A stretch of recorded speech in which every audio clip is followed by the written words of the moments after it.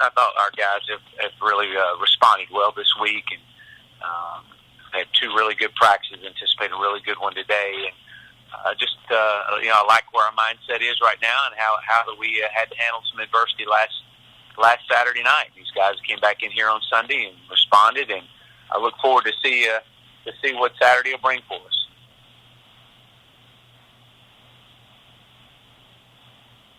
First up, we'll go to Tom Murphy, the Arkansas Democrat Gazette. Hey, good morning, Chad. I'm wondering what you've seen of Nick and his approach these last couple of days now that, the announcement has been made, and how you maybe expect the offense to look different with him under center. Well, I think that we saw last week in the second half that there was a lot more consistency. There was a lot, we got in a lot more of a groove and a rhythm. So I expect to see that this week as well, and moving forward with Nick. I think he definitely provides an arm talent that can stretch you sideline to sideline and vertical as well. So, and then just from his overall preparation, I mean, he's been the same guy as he was when he wasn't. He's still up there watching film. He's got a lot more input, and so that's what we've really liked, and to see him respond the way he has. You mentioned that Ricky Stromberg played a good game for you, but I'm wondering what the status of Austin Capps is and how that might, impact your run game. I know you're wanting to try to get that run game established. Well, I think that we anticipate Austin being back.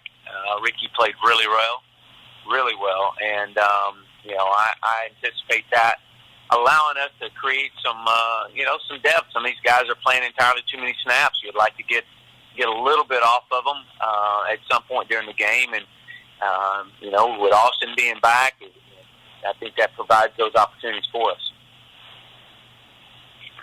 Okay, thanks, Chad. Next we'll go to Nate Allen.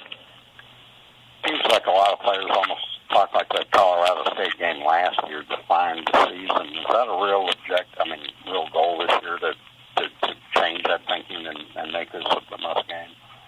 Well, I think that this game is how our guys, how we respond is going to tell a lot about us. And, we've got a lot of football left after this week, but this is obviously the most important game because it's the only game I've got this week that we have. And, to watch our guys respond Saturday and to play our best ball. That's our number one objective. And I think we learned a lot last year after this Colorado State game, and I think that the lingering effects carried forward for a few weeks until we could shake it loose. And so, that's something that we've talked about. And but it'll all be about the response. This is a new team. This is an entirely different attitude of a team, and so I would not expect anything but a great response this week. Hey, dude, just how do you feel saying on Brady first ball game win in his health right now? I thought it looked like his first ball game. I thought that there were some things that he did well. There were some things, obviously, he made the great catch across the middle. But I also thought that, we weren't as physical in the run game as we want to be with him. And so that's a challenge that we put in front of him. But it looked like his first game. And we anticipate this week being even better. Thank you.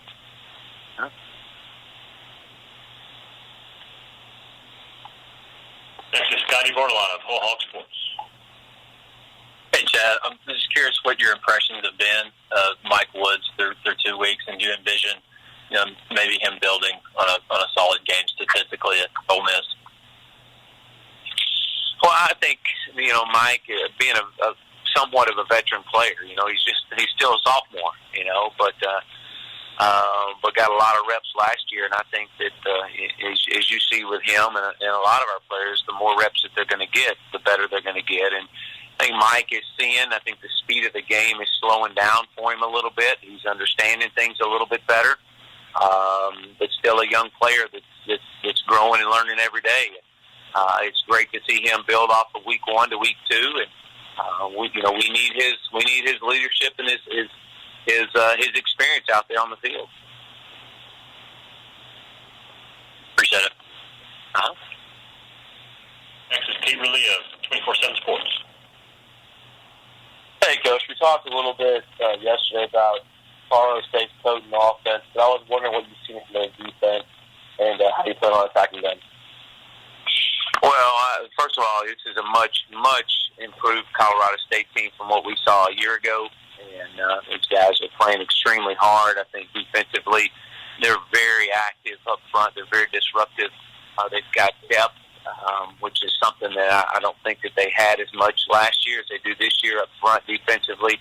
I think their linebackers they're active, and they do a really good job of pressuring you and mixing up the pressures. Thanks, Coach. Next is Bob Holt, the Arkansas Democratic Gazette. Hey, Chad. How you doing? Hey, Bob. Considering you're having to play some of those freshman ends with the injuries you've had, looking back on how critical was it that I guess 3 of those guys, were early enrollees and went through workouts and spring ball and everything with you? Well, when you look at it, Bob, in the way that, we had 13 guys came in midterm and seeing those guys and how they're contributing on the defensive side of the ball right now, and even offensively with Trey Knox, I think that those 4 or 5 months were valuable for them. From a strength standpoint, nutrition standpoint, just getting acclimated to college. That's a challenge. So I think that's been a big plus, and I think you're seeing the benefits of that with Matteo Soli and Zach Williams, and when we're getting Eric Gregory back now and Trey Knox, I think that's huge.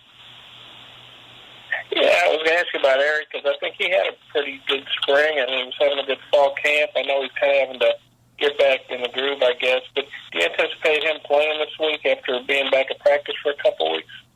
I do. He worked out yesterday and did some really good things, and we've kind of brought him along. He was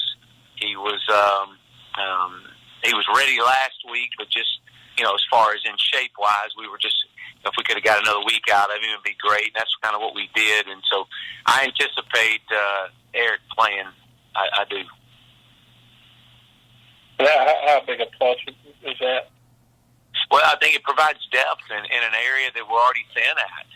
With losing Dorian and Jamario being out, that's been a obviously an area that we've had to put some freshmen in there. And last week freshmen.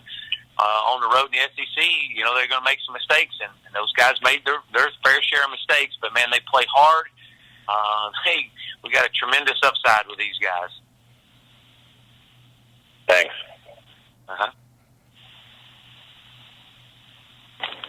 Coach, I'll finish you up with Steve Moulton at WDZ. Hey, Coach, how are you today? How are you? I'm doing well, thank you.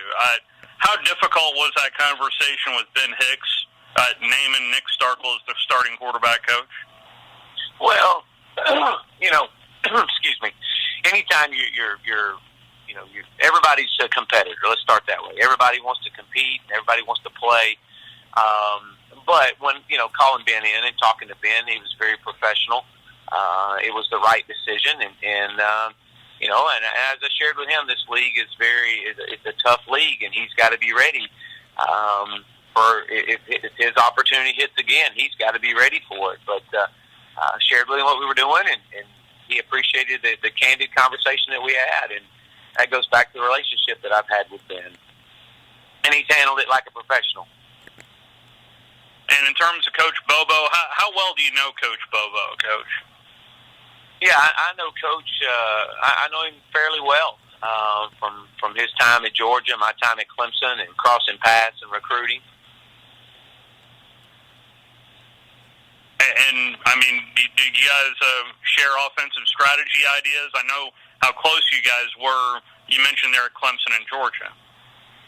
No, we never got together and shared ideas. We played each other, but we never got together. I think he's a fantastic coach, and obviously his track record and where he's been and the success they've had speaks volumes of the type of coach that he is. And So we've got great respect for each other and for him. Thank you, Coach. That's going to wrap you up, Coach. Thank you. Thank you.